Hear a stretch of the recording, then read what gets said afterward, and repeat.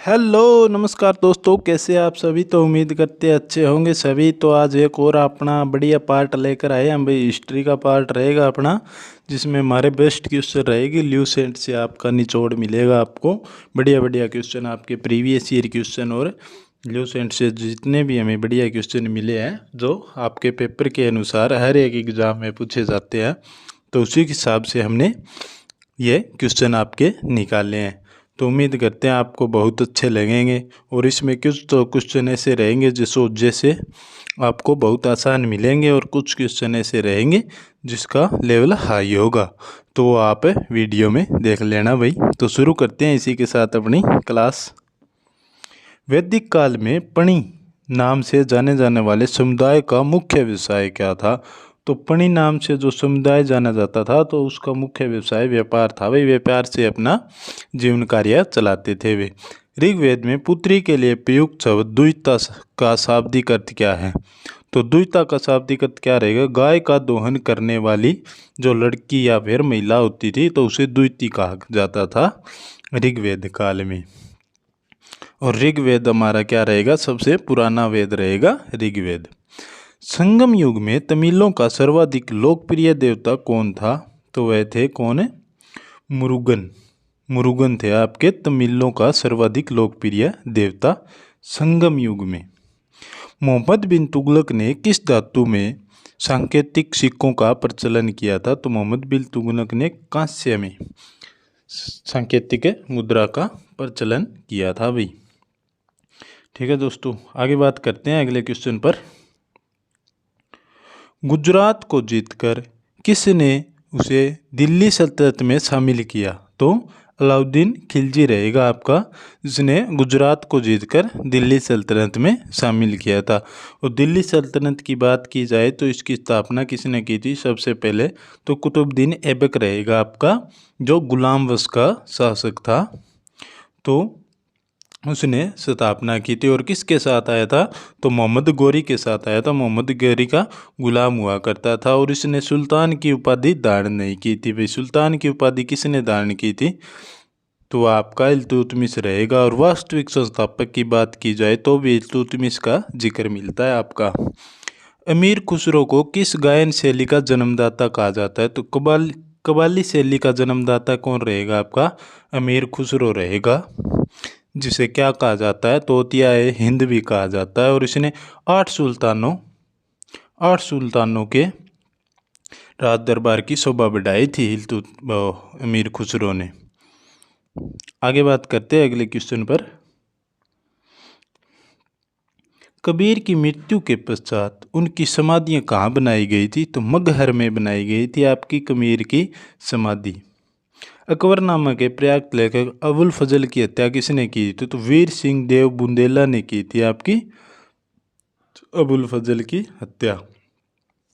अबुल फजल किसके दरबार में रहा करते थे। तो अबुल फजल रहा करते थे आपके अकबर के दरबार में। और इसने वीर सिंह देव बुंदेला ने इसकी हत्या की थी या फिर करवाई थी।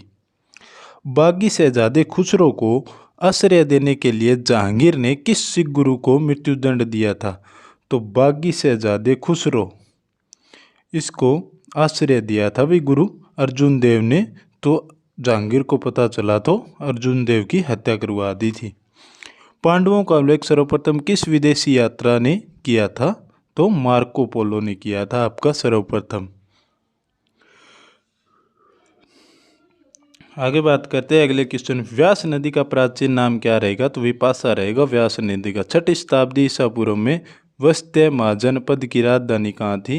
तो कौशाम्बी रहेगी आपकी वस्त्य महाजनपद की राजधानी।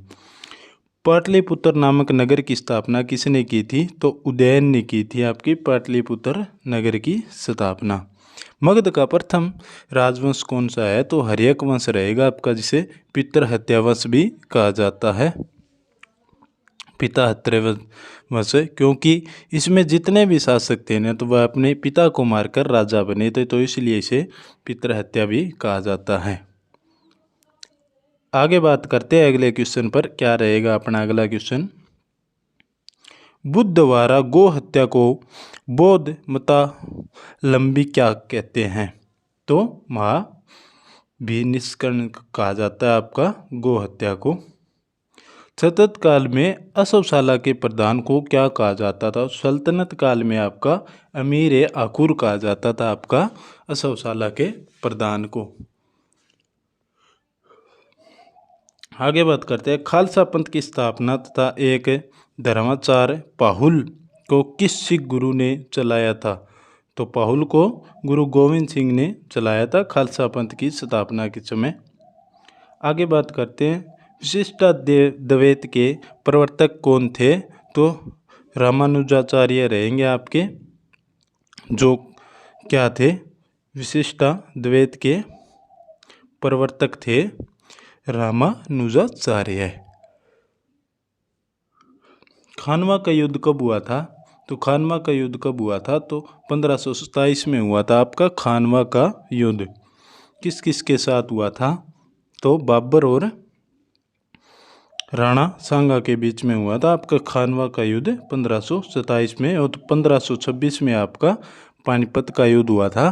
तो पानीपत का युद्ध की बात की जाए तो इब्राहिम लोदी और बाबर के बीच हुआ था, और बाबर ने पहली बार तोपों का प्रयोग किया था पानीपत के युद्ध में। और पानीपत का द्वितीय युद्ध की बात की जाए तो 1556 में हुआ था।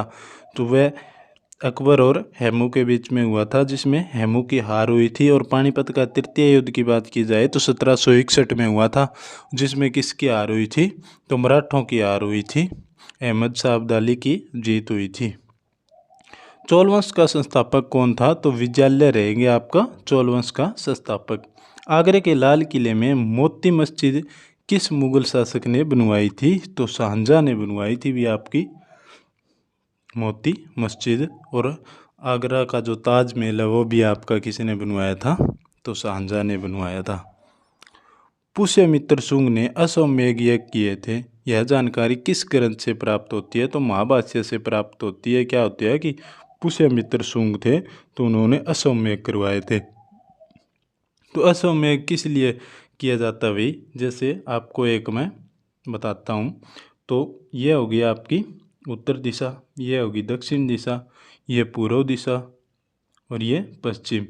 तो अश्वमेध यज्ञ में क्या किया जाता है? अश्व यानी घोड़ों को चारों दिशाओं में छोड़ा जाता है। तो किस लिए छोड़ा जाता है? तो वह अपने बल प्रदर्शन के लिए चारों दिशाओं में घोड़े छोड़ते हैं। और जिस दिशा में यह घोड़े जाकर वापस आ जाते हैं तो उस दिशा तक जहाँ तक जाते हैं तो वहाँ उस राजा का अधिकार होता है। लेकिन कोई व्यक्ति अगर उस घोड़े को पकड़ लेता है तो उसका अर्थ क्या होता है कि वह इस राजा की अधीनता स्वीकार नहीं कर रहा है, तो वह युद्ध करना चाहता है। तो जिस दिशा में घोड़ा जाता था तो उस दिशा में जो घोड़ा पकड़ लिया जाता था उसी राजा के साथ युद्ध किया जाता था। तो ये होता था आपका अश्वमेध। ऐत्रेय ब्राह्मण किस वेद का है? तो ऐत्रेय ब्राह्मण आपका ऋग्वेद का हिस्सा रहेगा। ऐत्रेय ब्राह्मण हिस्टोरिका नामक ग्रंथ के लेखक है हेरोडोटस। और हेरोडोटस को क्या कहा जाता है? इतिहास या फिर हिस्ट्री का पिता भी कहा जाता है। उत्तरा रामचरित्रम के लेखक कौन है? तो भयभूति रहेंगे आपके। महमूद के साथ भारत आए किस विद्वान ने भारतीय समाज पर किताबुल हिंद नामक पुस्तक लिखी थी? तो अलबरूनी ने लिखी थी आपकी किताब उल हिंद। और इस पुस्तक में आपका समुद्र का भी जिक्र मिलता है किताब उल हिंद में। आगे बात करें, खरमेर राजा ने किस भारतीय राजा से मित्रता की थी? तो राजेंद्र प्रथम से आपकी मित्रता की थी। आगे बात करते हैं अगले क्वेश्चन पर। सतत काल में हक ए सरब का क्या था? तो सिंचाई कर था आपका हक ए सरब सल्तनत काल में। नायाब ए मामलिक नामक पद का सृजन सल्तनत काल में किसने किया था? तो मुइजुद्दीन बैरहम शाह ने किया था आपका नायब ए मामलिक पद का सृजन। और बैरहम शाह राजा कब तक रहा था भाई? तो यह लगभग 1240 से 42 तक रहा था आपका। रजिया सुल्तान को मरवा कर इन्होंने राजा का पद हासिल किया था। रजिया सुल्तान इसकी बहन थी। मुगल काल में लोक निर्माण विभाग का क्या कहा जाता था?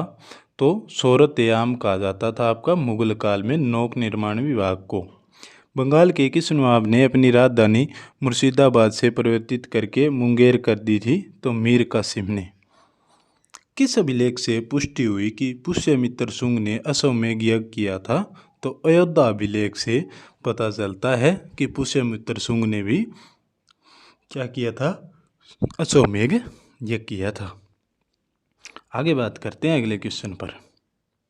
गिरनार में सुदर्शन झील का निर्माण किस शासक ने करवाया था? तो चंद्रगुप्त मौर्य ने करवाया था आपका सुदर्शन झील का निर्माण गिरनार में। मैक्सनीज की पुस्तक इंडिका के अनुसार मौर्य समाज के कितने वर्गों में बांटा था? तो 7 वर्गों में बांटा था। और कौन कौन से रहेंगे आपके? दार्शनिक, कृषक, सैनिक, चरवाहा, शिल्पी, न्यायाधिकारी और पार्षद रहेंगे आपके। तो ये 7 वर्गों में बांटा था आपका। कनिष्क की राजधानी तो पुरुषपुर या फिर पेशावर रहेगी आपकी कनिष्क की राजधानी। और कनिष्क के समय में आपकी क्या हुई थी? चौथी बौद्ध संधि कुंडलवन जम्मू कश्मीर में हुई थी आपकी, जो पहली शताब्दी में हुई थी। नरसिंह वर्मन द्वितीय ने, जिसकी उपाधि राज सिंह थी, कांची में किस मंदिर का निर्माण कराया था? तो कैलाश मंदिर का निर्माण करवाया था आपका कांची में। एलोरा के प्रसिद्ध कैलाश मंदिर का निर्माण किसने करवाया था? तो राष्ट्रकूट शासक कृष्ण प्रथम ने करवाया था आपका।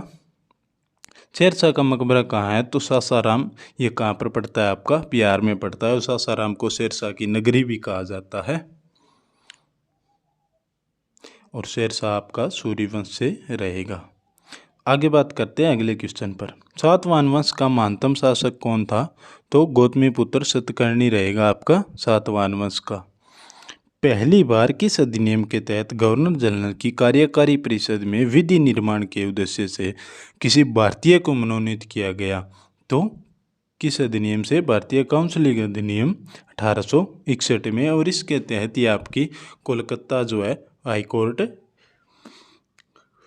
या फिर सुप्रीम कोर्ट कह सकते हैं, तो वह बनी थी आपकी। लोथल कहाँ स्थित है? तो लोथल कहाँ पर रहेगा? गुजरात में रहेगा आपका लोथल। और लोथल हड़प्पा सभ्यता काल से यहाँ पर एक बंदरगाह हुआ करता था लोथल में, जहाँ से व्यापार किया जाता था हड़प्पा सभ्यता के समय में। तो ये थे आज के क्वेश्चन। तो हमने 100+ क्वेश्चन कवर कर लिए अभी। तो वीडियो कैसी लगी? अगर अच्छी लगी तो लाइक सब्सक्राइब वगैरह कर देना भाई, और शेयर कर देना। और हमारा एक टेलीग्राम ग्रुप है, आप उसमें जुड़ सकते हैं। वहाँ पर PDF वगैरह डाली जाती है और नोटिफिकेशन वगैरह भी दिए जाते हैं। सभी एग्ज़ाम के, ऑल स्टेट के एग्ज़ाम के बारे में भी नोटिफिकेशन बताया जाता है।